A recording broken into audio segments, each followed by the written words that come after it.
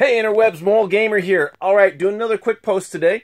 The question comes up, Sega Saturn or N64? Well, I wish I had my old Saturn. I have the Japanese Saturn and a US Saturn. Both of them are actually, well, one's hooked up to my computer, the other one's in storage. But I also have some N64 games. Where are they? There they are, about there. There you go. You can see them, I hope. But yeah, so I am a fan of both systems, but they both are not without their advantages and disadvantages. And I want to tackle that quick in this short. So the N64 was the safe system. Basically with the N64, you knew what you were getting. All the platformers, to some degree, were clones of Super Mario 64, which meant that it was a safe system. It was a marketing platform. I mean, you couldn't play Banjo-Kazooie without seeing a lot was meant from Mario. You couldn't play Donkey Kong Country. Even Conker's Bad Fur Day, in some ways, felt like Mario. Yes, it had enough different, but a lot of the games on the N64, to me again, felt like they were a little just clones of each other. Like they weren't doing much to diversify. Then you had the Zelda ones, the Ocarina of Time, Majora's Mask and stuff. And those were good, but still, for the most part, your 3D platformers and whatnot kind of fell into a rut.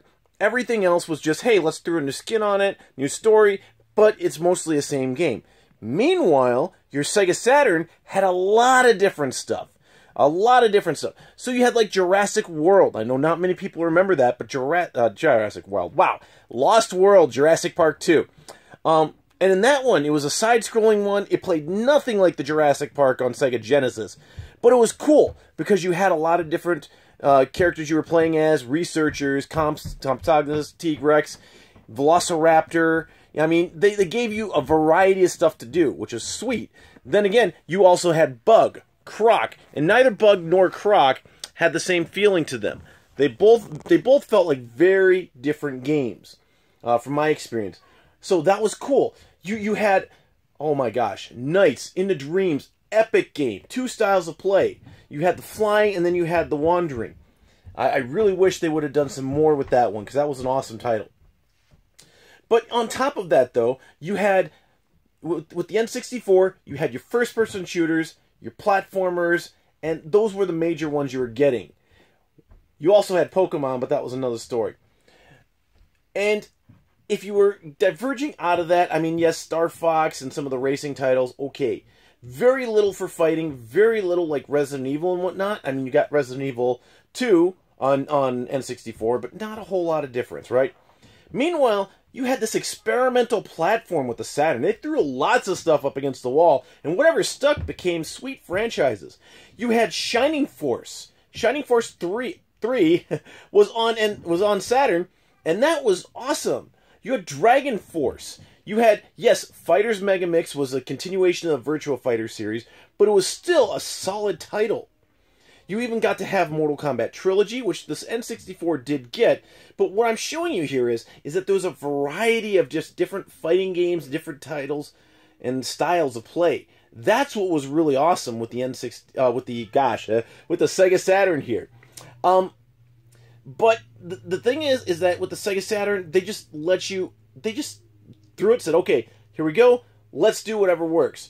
N64 was, let's do what's safe. Let's do what's safe and just go there. And that's one of the reasons why I can't say the N64 was as great of a system as people remember it.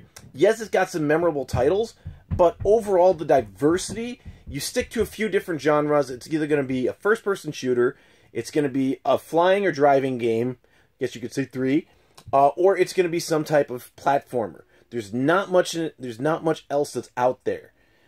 But with the Sega Saturn, again, you had your fighting games, driving games, flying games, racing games.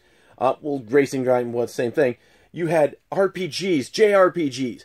You had games like Panzer Dragoon Saga, which were RPGs, but they took things in a new direction. They did more experimentally with the Sega Saturn. And that is why, between the two of them, I would say, historically speaking, the better system was the Sega Saturn.